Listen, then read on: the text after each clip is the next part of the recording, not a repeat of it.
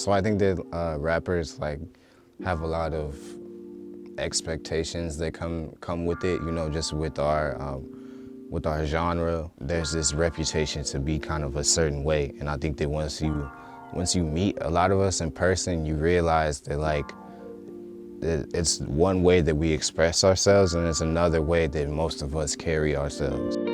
Spilling pieces of a poet, don't you know it? I'm the real thing, baby.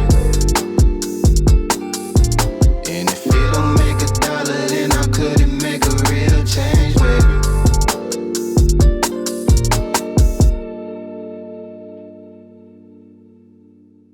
I am Xavy Rusan. I'm 27. I rap. I like to paint. I like to have fun. I like to travel. Yeah, I like to go places and eat things that I've never had before. There's just a lot of different routes that I could have taken just looking back on my life now and seeing kind of like where I come from and, you know, the influences that I had around me, both some good and bad. So yeah, I used to fight a lot, but I also like, you know, believe in karma and things like that. And I just want to make sure that the energy that I put out is, you know, good things are going to come back to me. I want blessings back. I don't want chaotic energy, you know.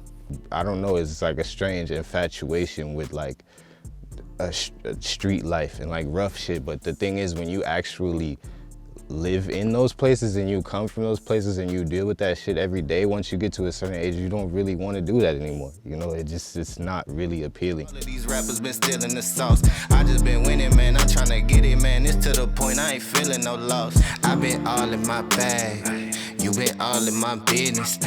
You be all in your feelings. I been all in them trenches. Yeah, I was recently able to quit my job and pursue music full-time now. That was a great feeling. Like this time last year, I was like kind of bouncing jobs. I was doing dishes. I was also like working for a food delivery service. So when I was finally able to like, you know, get out of there and spend most of my time on doing music, it was just really liberating. You know, it felt like kind of like all the hard work that I had been putting in was finally paying off, you know. It was great. And yeah, I'm just excited to be here now. Need no help, that's all me. Could've went to jail or the army. Remember when they didn't wanna call me? Should've seen a look when they saw me. They ain't cheering, they just doubting. Kill Sebby, they touch Malcolm. Meanwhile, I bought a Cuban link. I might upgrade it, might bust down it. Shine hard like I'm supposed to. I'm a king in a slum village. When you speaking that real shit, even those claiming ain't none feel it. I can see the envy. No, he wanna hide it, but it's... I actually started before I would consider myself, you know, an actual rapper.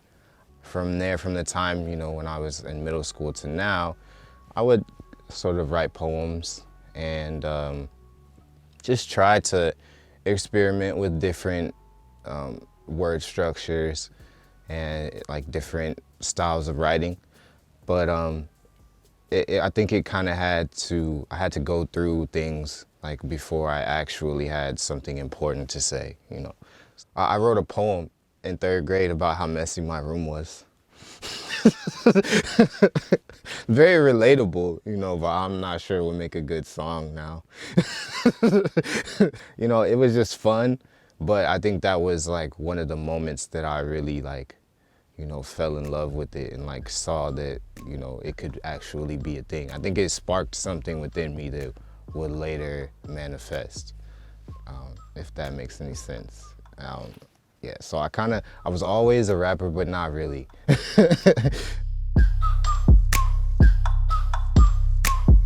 Coming down like precipitation. I ain't never met a limitation. Hater plotting my elimination. Gotta go to Google for the information. I'm a superstar, so I gotta shine. Top dollar be the bottom line. Bottom feeding out of line. Turn your heart rate to a dotted line. Yeah, my zodiac probably $sign. Got the energy to win in my I'm feeling great. Got a date with destiny, focusing on my fate.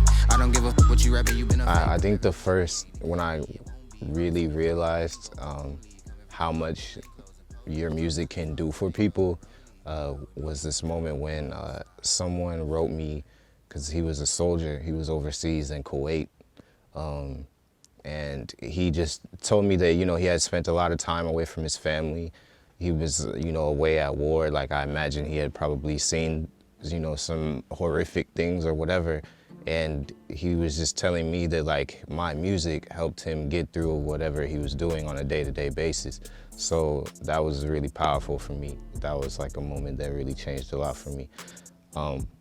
And it kind of put things into perspective in terms of, you know, it's bigger than just what you're doing.